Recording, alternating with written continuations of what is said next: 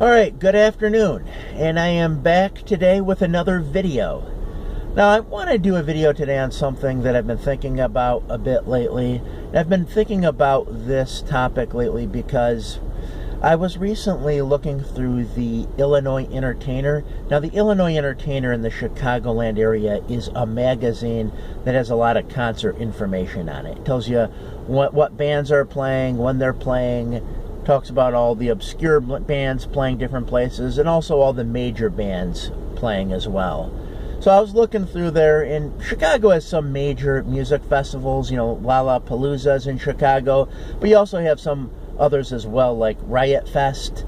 And I was looking through this magazine, and I saw an ad for Riot Fest, and it was talking about all the bands that were going to be at Riot Fest this year. Now, a lot of these bands are usually, very obscure that they have at Riot Fest, but there's always a few bands that are huge, always a few real major bands. And this year, the bands that are really huge, or one of the bands that's really big, in fact, I think it may be like a headlining band, that is the reformed Misfits, with Glenn Danzig, Jerry Only, and Doyle. Now, that's kind of what I want to talk about today. I want to talk about the Misfits, and more specifically, I want to get into talking about Glenn Danzig and his music.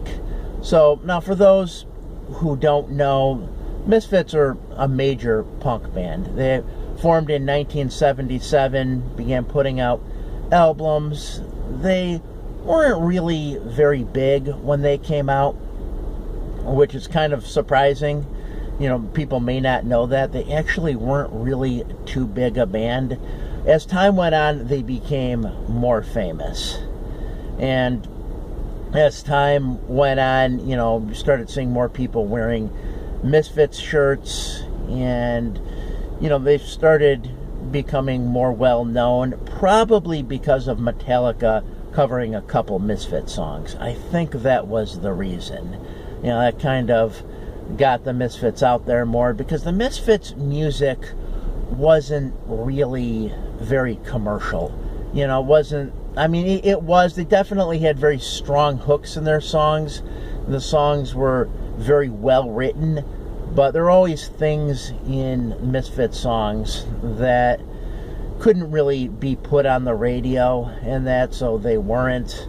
So as a result, they weren't very commercial. Now, they probably could have been if they wanted to be. They probably, could have been something a little more, like a Green Day if they wanted to, and if they tweaked their songs a bit and made them more poppy, but they didn't want to do that. They absolutely did not want to do that. So as a result, their music wasn't played on the radio and didn't get the exposure it deserved. And I'm talking about this because, the Misfits are probably one of my favorite punk bands. In fact, they are. I've only ever really liked about 5 or 6 punk bands, and the Misfits are definitely one of them.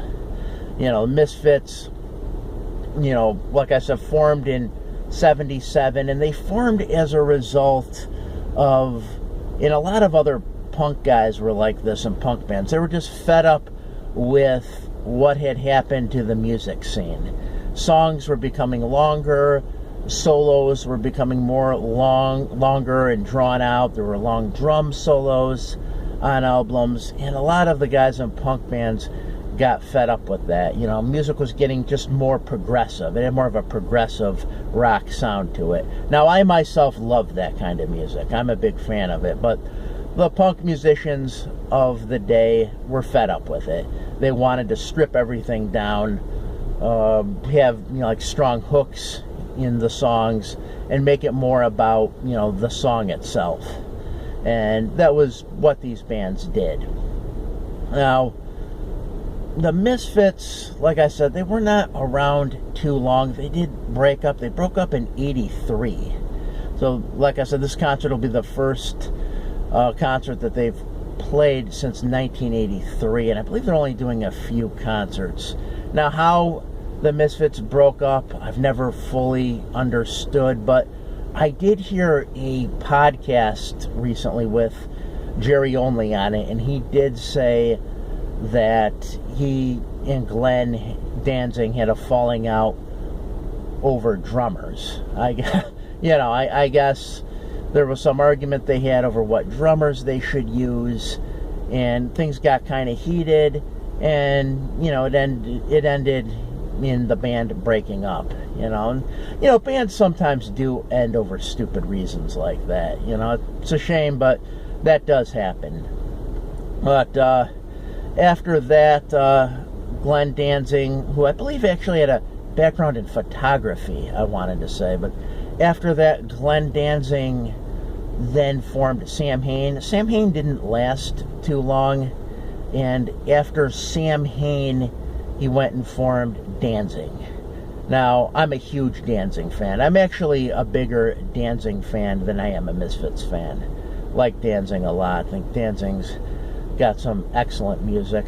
Particularly the first 4 albums are the ones that I like the most. Danzig 1 came out in 1988, and you gotta understand one thing. When it came out in 1988, this was the height of the glam metal era. So a lot of bands that came out with music at this time, even if they weren't glam metal bands, had kind of a slicker kind of sound to their music. And that was definitely the case with Danzig at this time. It was a slicker kind of sound, and a lot of bands were doing that because that was just the thing at that time. Now, Glenn knows this. He's talked about this, and he said that, if he could redo those albums, he would definitely give them more of a dirty 1970s sound as opposed to that, like, slicker 1980s kind of sound. So, Danzig 1, like I said, came out, was produced by Rick Rubin. Rick Rubin had kind of been known as a guy who, had success with a few bands and always kind of wanted to do certain things that were, like, kind of shocking in a way. And he put out the first Danzig album, and he had some great songs on it. He had songs like Mother, which actually didn't become big until 93, but Mother was on the album. He also had songs like The Hunter and Twist of Cain that were really good. Now, supposedly, I think James Hetfield did a little bit of singing on this album. That's what I've heard. But, Danzig 1, certainly a great album. Then Danzig 2 came out, and Danzig 2 was excellent. In fact, Danzig 2 is in my top 5 of favorite albums of all time. I just think it's a great album from beginning to end, and it really showcases Glenn's creativity, because Glenn is a very creative guy. Just great at writing songs, great at, like, kind of adding imagery and structuring songs, and really very unique in his approach. Because, for example, in the 90s, there were not a lot of people, especially in metal, who were doing that kind of rockabilly type singing style. People will often say that he sounds like Elvis. I actually think he sounds more like Jim Morrison.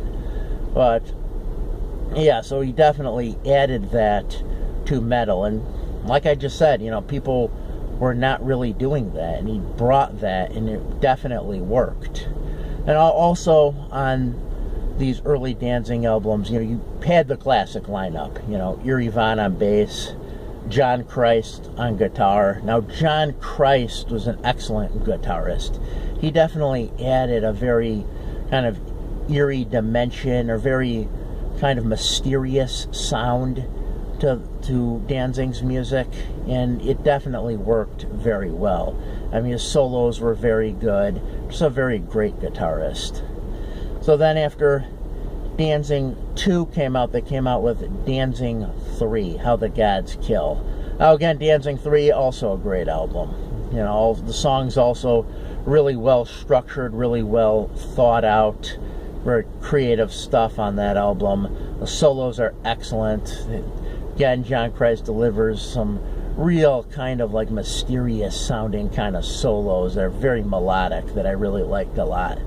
So, Danzig 3 had come out, and after Danzig 3, then you had Danzig 4.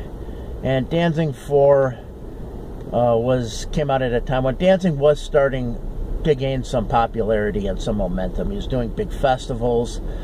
There were videos that were in regular circulation on MTV. At least I think they were. I remember they had the video Can't Speak, and I believe they played that quite a bit. But there were also some other videos they did. But this time, like I said, Danzig really gaining some momentum. Mother had become famous again, and Mother was being played on a lot of rock radio stations.